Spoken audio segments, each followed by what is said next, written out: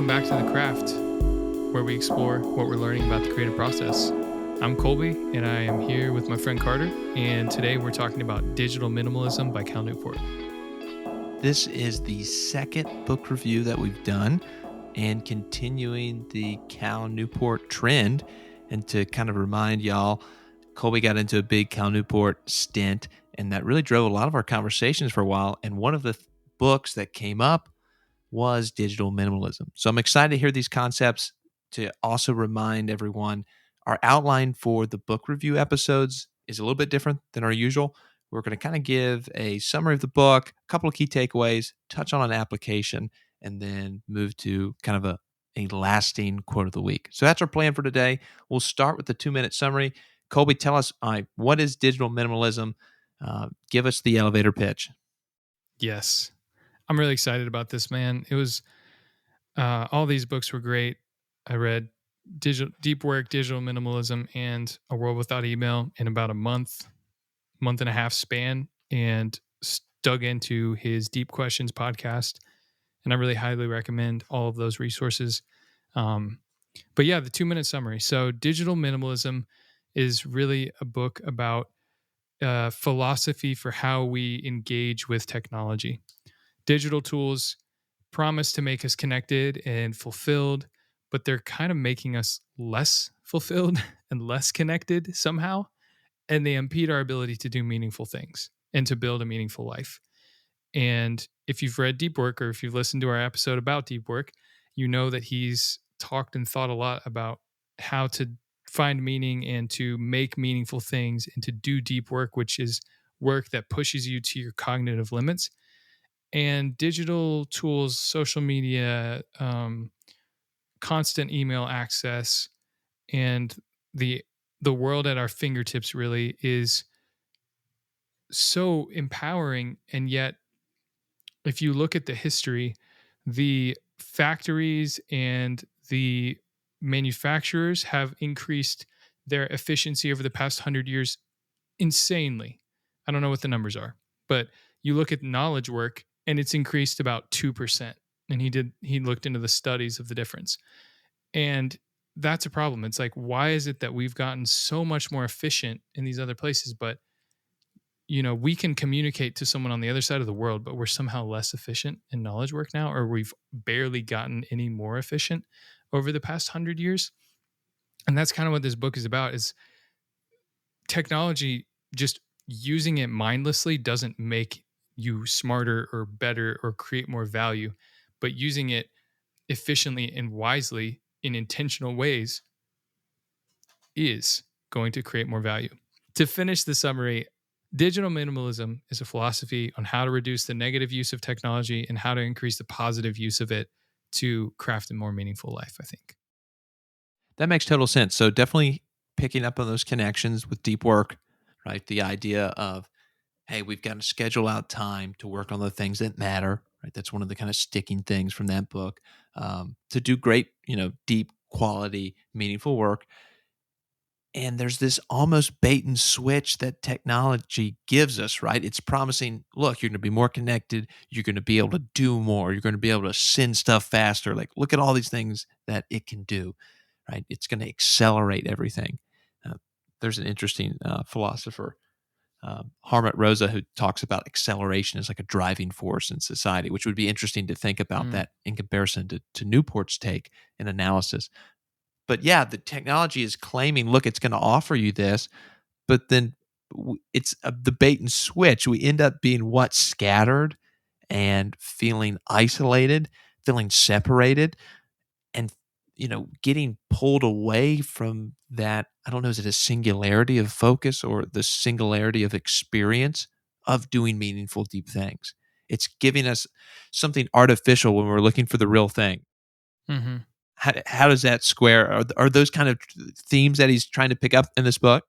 Definitely. And, social media was not the only point of the book, but a really big one where I think there's a lot of issues. He's actually someone who's never created a social media account. And, obviously has taken a lot of flack for that.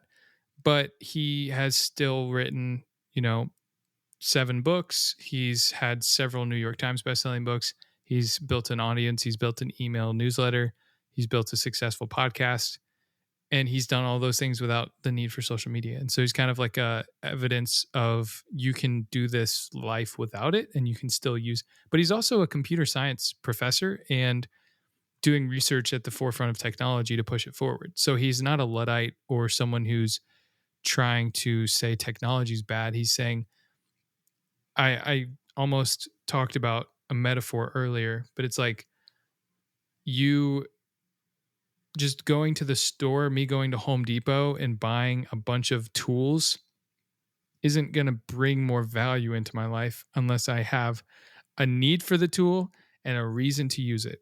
And Nice. yet, the biggest arguments that are used for social media are things like, well, it could bring a potential connection. It could bring some kind of value.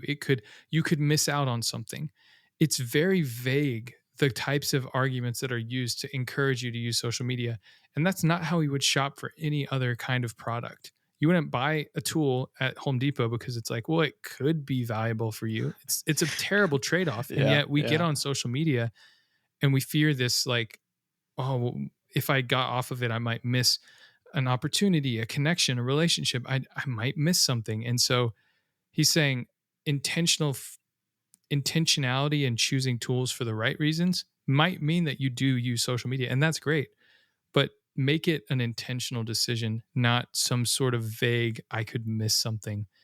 That was a big takeaway for me.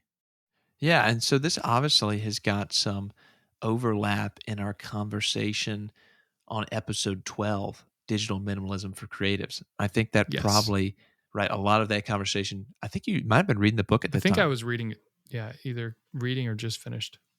Nice. So this conversation is going to dovetail with that.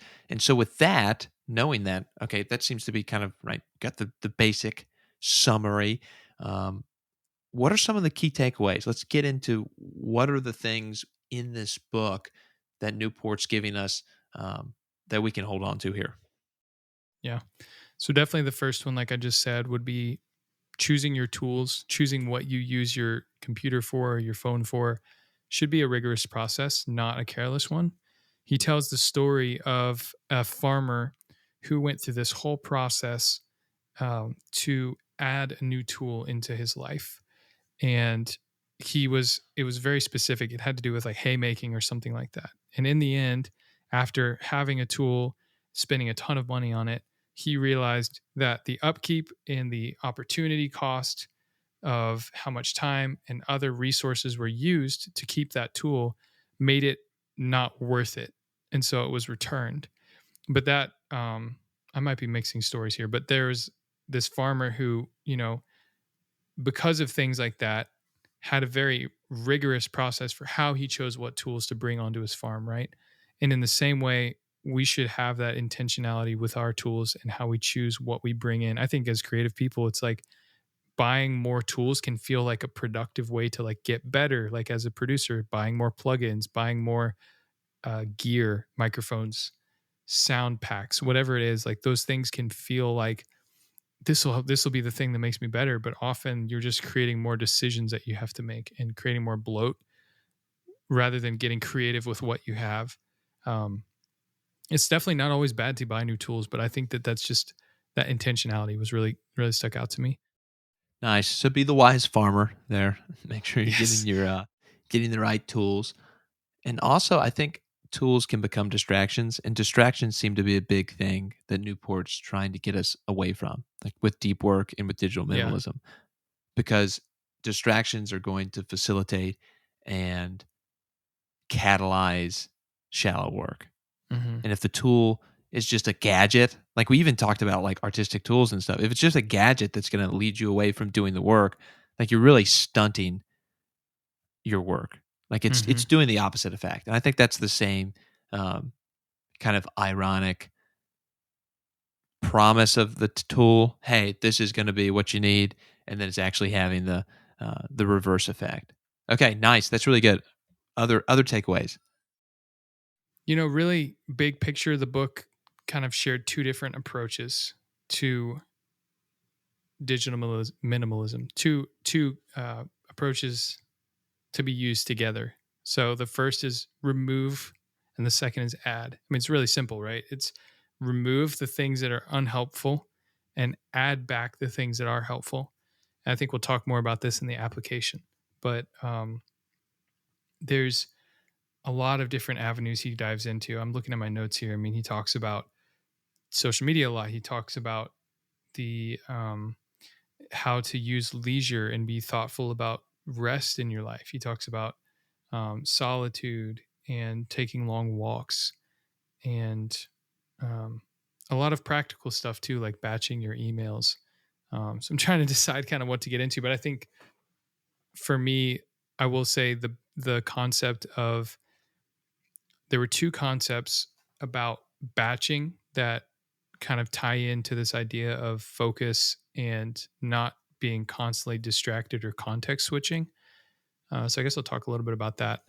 So he talks about the specifically in the world of email. I think me and you have talked about this, but he talks about how you can batch a couple different times throughout your day, checking your email and your text messages, or Slack or whatever instant messaging your company or school or groups that you're in work on, and set those times. Maybe it's once in the morning, once in the afternoon, once in the evening, and close it down outside of that time. Like schedule your time online in those tools and then get off of them, and turn off your notifications outside of that if you can, and really just remove the distractions. And then the second aspect and idea of batching is office hours. So he talks about how part of the problem with this constant pinging of emails and Slack messages and texts is context switching. Like your mind just constantly going from one idea to the next. You can't get focused. You can't do deep work. You can't make valuable things. And but oftentimes those things, those texts, those emails, they're not that important and they could wait another 12 or 24 hours. So he talks about this idea of creating office hours for yourself where there's a lot of different practical ways you could do this. Like if you're an academic, you might do it one way. If you're a college student, one way. You might do it differently if you're a knowledge worker. But it's really the idea of like setting up set times where you are available to have conversations about things. And just like a professor would have office hours, you make yourself available during those. The most practical personal example he gives is like conversation office hours. Like there's a executive in Silicon Valley who would basically say that he's available um, at 5:30 every night. It happened to be when he was driving home. You know what? Actually, I might be mixing up stories. That's the problem with reading 3 books from the same author at the same time, is then you can't remember which book comes from or what story comes from what book. Yeah, and I get that. They're very interconnected, right? It seems like all of these ideas are overlapping in very similar ways. It's about taking away the distractions. I don't know. It's like almost like a big flashing light to me. It's like you need to manage your distractions because otherwise, how do you expect to get meaningful work done? There's a quote from Picasso. He says something like, without solitude, there can be no great work. Mm-hmm. We just try to spread ourselves really thin sometimes, where you really just have to get alone with work. And digital tools they're just so invasive that they can be, I think, particularly poignant distractions. And it's going to be different with whatever creative pursuit that you're working in, right? One's going to, some pursuits are going to be a lot more collaborative. I'd say for me in academia, this is a pretty solitary. Yeah, I'm going to classes, I'm teaching, but a lot of the work's happening working alone. Like it's definitely academics have this practice of going, retreating, doing the work in by themselves. But that may look different, right? If you're a photographer and you're always interacting with other people and traveling and going to shoots and these sort of things, like it may be a little more difficult to carve that time. And so this book seems to be really connected to deep work. And I think you mentioned that there's, the chronology is even kind of picking those things out. That was interesting. What did you mentioned something about how this book kind of evolved from the last one. I believe he was, if I have the story correct, he wrote Deep Work in 2016 or it was published in 2016. And then he began working on A World Without Email, and then paused that book because he was getting this influx of people talking about overload, burnout, digital minimalism, this idea that these concepts he was writing about on his blog. And so then he went full force on writing Digital Minimalism and put that out next. I believe that was the story. Yeah, yeah. So I think they really work together. I don't know that I'm doing the best job of representing the unique differences of these three books, but there is a really cool evolution from one book to the next of this idea, and this they're very interconnected, and I'm trying to keep the lines separated because I know we'll talk in another episode about A World Without Email. But in that, he talks a lot about the same things of managing your technology and managing your work in a way that you can generate more value. Because really, it's not just about removing and don't use social media. It's about setting up your life in a way that you can write the novel you've wanted to write, make the album you always wanted to make, create that business that you're dreaming of creating. Like, you can't do those things if you're distracted, if you don't have time, if you're stuck on social media looking at other people doing it. He really is in all these books inspiring people to push themselves to make great things by and pursue what he calls kind of the deep life, this pursuit of more meaningful and thoughtful ways of living. And of course, that's going to look different from one person to the next. And the goals that I pursue are not going to look the same as the goals you pursue. But there's that common thread of doing that thing that is not necessarily the easiest path, but it may still be the effortless path. Nice. Well, we've kind of talked about the big structure. We're choosing our tools rigorously. We're adding things. We're also subtracting things. So I think it's important to emphasize it's not a negative program, right? It's not just don't do these things. I like how you mentioned, yeah, Yeah. it's about cultivating something. It's like pulling weeds so that your flowers can grow. To Mm-hmm. give it another, we're always Nice. throwing out half-baked metaphors. There's another one. But yeah, it's about cultivating something. So those are some big ideas. Moving on to application, just like in deep work, you've been putting the rubber to the road. Tell us a little bit about the 30-day digital detox. Yeah, if you could take one application from this book, it would be do a 30-day digital detox. And I actually have a quote here from him to summarize it real quick. That might be a good place to start. So, put aside a 30-day period during which you'll take a break from optional technologies in your life. During this 30-day break, explore and rediscover activities and behaviors that you find satisfying and meaningful. And at the end of the break, reintroduce optional technologies into your life, starting from a blank slate. For each technology you reintroduce, determine what value it serves in your life and how specifically you will use it so as to maximize this value. That in a nutshell is like kind of his whole philosophy, like, of this deep work concept. I think he started it on his blog and he had thousands of people do it and report the results and stuff, and it's become kind of something he's known for. But I've been doing it since July 4th, I think, and now we're here a little bit later, I guess, almost at the point of this recording, almost 2 months after, and about a month and a half. And it's been really good for me. So essentially, it's been like step one, choosing the things that I wanted to remove from my life, and then all the optional technology. So I'm still doing some things, but even like email, which I still needed to use, I set limits on, okay, let's only check it once a week on Saturdays. And I've consistently broken that, but I've done better than I would have before. I mean, I used to be checking emails daily, 3 times a day, 5 times a day. So even just reducing it to a couple times a week has been good for me.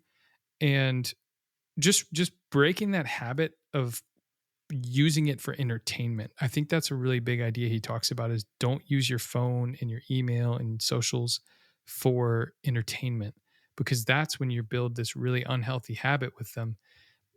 So, but then the second piece is like, that's the remove, but then the second piece is fill that with meaningful activities. Like, replace that time that you would be on your phone with hiking, running, exercise, whatever that thing is. That was a really big piece as well.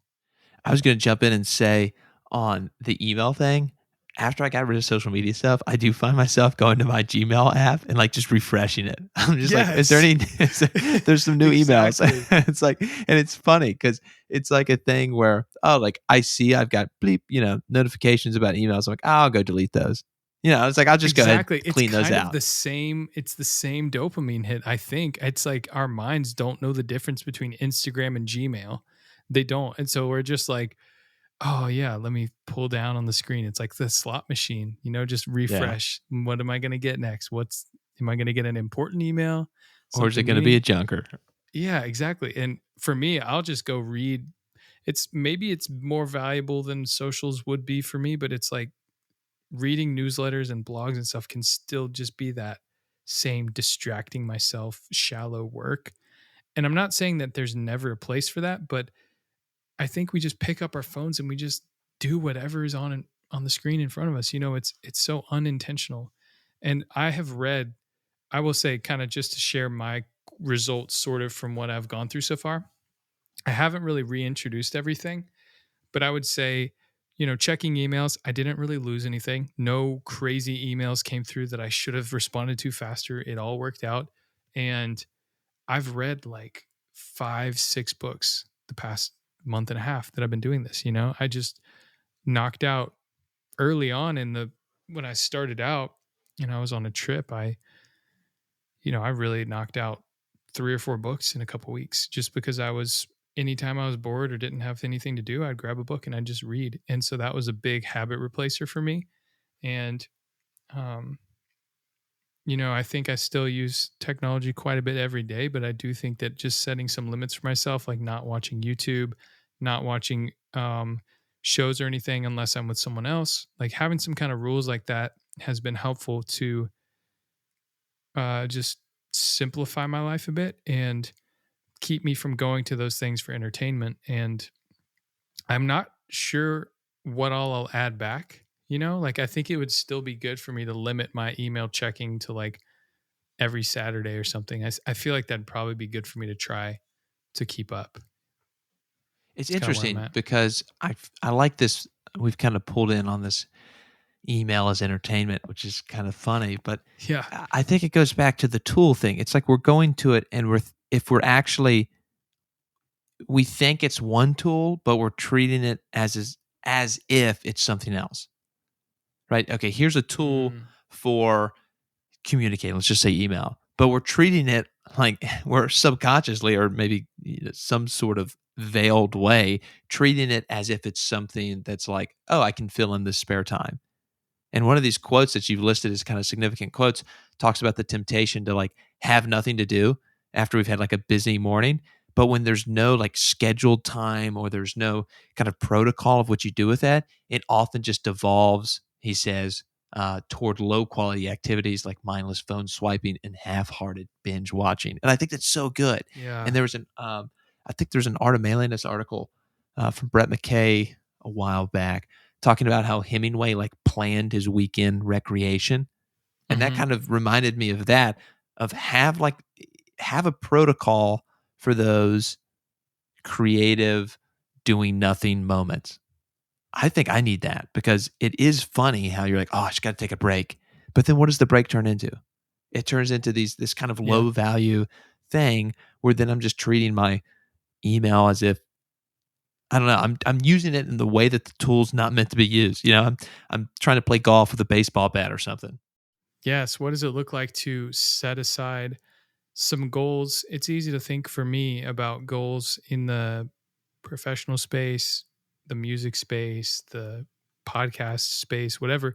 But what about setting some goals for having fun, for recreation, for hiking, camping, running, exercise with those, some people maybe already like naturally do that just better than me because I think it's something I'm not good at. I can just ignore those areas of my life of, you know, even some social aspects. Sometimes I can not be very good at like putting that same intention and drive and thoughtfulness into it. Yeah. So I Yeah. really love that idea that he says like, don't just remove social media. Then you'll replace it with email, or you'll just be sitting there and you'll be bored. And that's not the point of this. The point is social media is not the most valuable way you can live your life.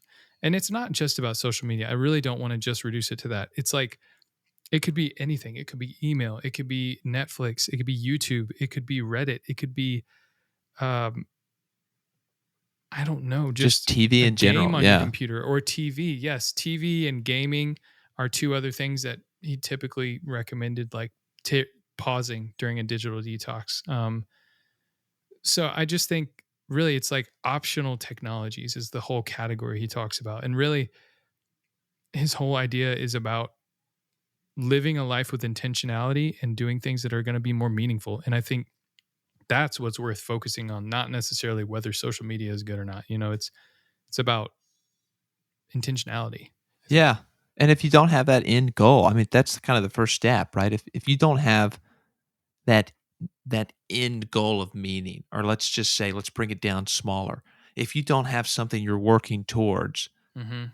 then the social media is not the problem there because you're not working towards anything. Like Yeah. I think Newport's kind of paradigm is that, hey, here's meaningful work that you know is valuable, right? You Mhm. recognize, man, this is a fulfilling, craft that I love. If we're pursuing that, then technology can become hindrances for pursuing it. Mhm. And so I think you're totally right. It's not just like, okay, let's just pull everything back and then listlessly, wander about. It's like, Mhm. no, like understand, hey, this is something meaningful. Is there any way that technology is preventing me from realizing that? And how so? Love that. Yeah, man. Other applications or kind of summaries from your detox? You said maybe your schedule is going to change a little bit. Anything else on that? I don't think so. I think it's been a great practice. I would recommend anyone who's interested in kind of hitting reset on their technology, go for it. Take 30 days, make a list of kind of rules for yourself. What do you want to pause? What do you want to keep using?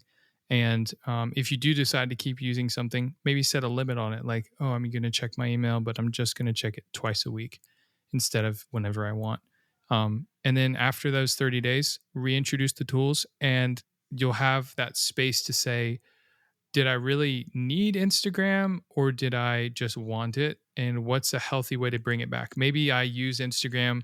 I only follow artists that inspire me and I only watch it on a Friday night with a glass of wine for 30 minutes. Like that's kind of what he said in the book was like, you can bring it back, but there's a time and place for when you use it, a purpose for it to be inspired by artists, and some rules for it so that you're not just getting sucked into a tool that was really designed to make money for other businesses. It's you are using it with intentionality and getting real value out of it. That's the goal of the detox is to figure out the right use of technology and just cut out the things that were unhelpful for you. That's a good That's my word. summary. Good word. Let's go to the quote of the week. Yeah, so I mean, I wrote down a couple honestly, but the one that I want to share, I think really just focuses on tools because we really dove into that quite a bit on this episode. Digital minimalists see new technologies as tools to be used to support things they deeply value, not as sources of value themselves. They don't accept the idea that offering some small benefit is justification for allowing an attention gobbling service into their lives, and are instead interested in applying new technology in highly selective and intentional ways that yields big wins. Just as important, they're comfortable missing out on everything else. I really like that. The first thing that kind of came to my mind is the word supplement. One of the things that I talk about when we're discussing giving presentations in class is Mhm. talking about creating presentations which supplement your presence and your message as the speaker. So we talk about PowerPoints and saying, okay, don't make the PowerPoint do the heavy lifting. Like you're the orator here. You're giving a message. You've got things to say. You want the focus to be drawn to you and your message. So your presentation should be supplementing it. Like it should be like, you know, um, it should be helping and augmenting. It Mm. shouldn't be doing the heavy lifting. And I think it's very similar with these tools, right? Your tools should be helping you as the let's say, musician, right? Your guitar is the tool. It should be enabling you and supplementing and helping. It shouldn't be, right, the thing in itself. That's where I went with that, which I really like that language of, hey, what are the things that are going to help augment or supplement your pursuits that you're already going after?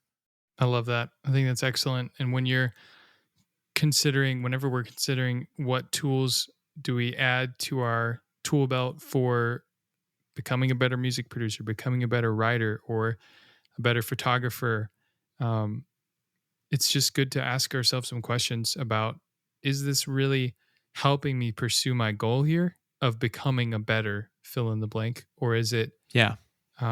becoming a distraction?